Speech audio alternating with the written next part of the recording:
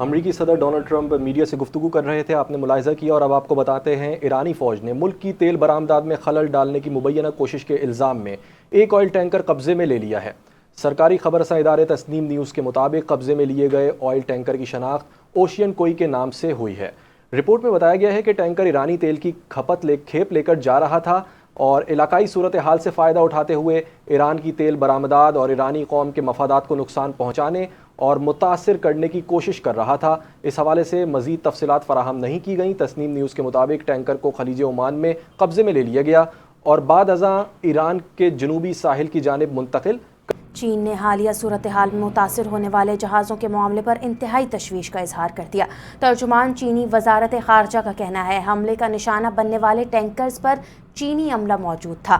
Tanker پر موجود چینی عملے کے جانی نقصان سے متعلق کوئی اطلاع نہیں۔ چینی میڈیا کے مطابق چینی ٹینکر 4 مئی کو متحدہ عرب امارات کے ساحل پر خلیج میں حملے کا نشانہ بنا تھا۔ حملے کے بعد نامعلوم جہاز کے ڈیک میں آگ لگ گئی تھی۔ جہاز کی شناخت چائنا اونر اینڈ کریو کے نام سے کی گئی۔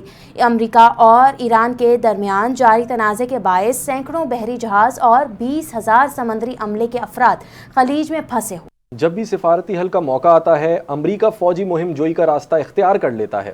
ایرانی وزیر خارجہ عباس عراقچی نے آبنائے ہرمز پر امریکی اقدامات کی شدید مذمت کرتے ہوئے کہا کہ ایرانی عوام کبھی دباؤ کے سامنے نہیں جھکیں گے۔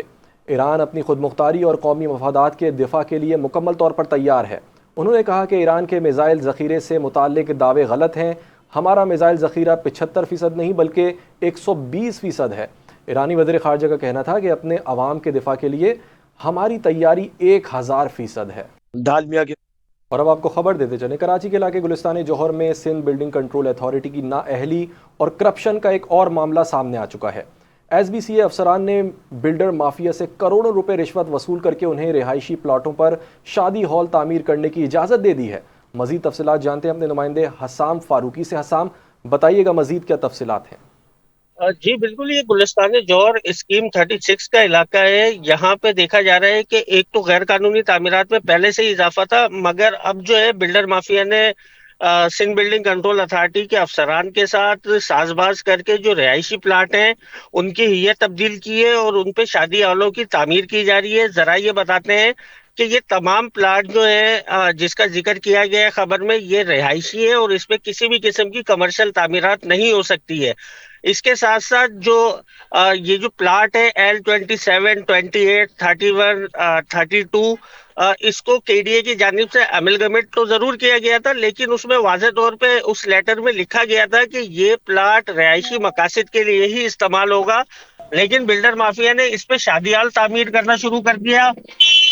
اس بات کا ذکر اس بات کی خبر جب کے ڈی اے کو ہوئی تو اس کی جانب سے ایک انجینئر کو ہائر کیا گیا اور جو ایک لیٹر لکھا گیا تاکہ یہ چیک کیا جا سکے یہاں پہ کیا تعمیرات ہو رہی ہے، جس کے بعد انجینئر نے بھی یہ رپورٹ کے ڈی اے کو ارسال کی کہ اس کے اوپر کمرشل تعمیرات ہو رہی ہیں۔ اس حوالے سے کے ڈی اے نے سندھ بلڈنگ کنٹرول اتھارٹی سے بھی رجوع کیا ہے کہ اس غیر قانونی تعمیرات جو شادی ہال تعمیر ہو رہے ہیں ان کو روکا جائے، مگر سندھ بلڈنگ کنٹرول اتھارٹی کے جو افسران ہیں ذرا یہ بتاتے ہیں کہ انہوں نے بلڈر مافیا سے کروڑوں روپے کی رشوت ان شادی ہالوں کو تحفظ دینے کی مد میں حاصل کی ہے۔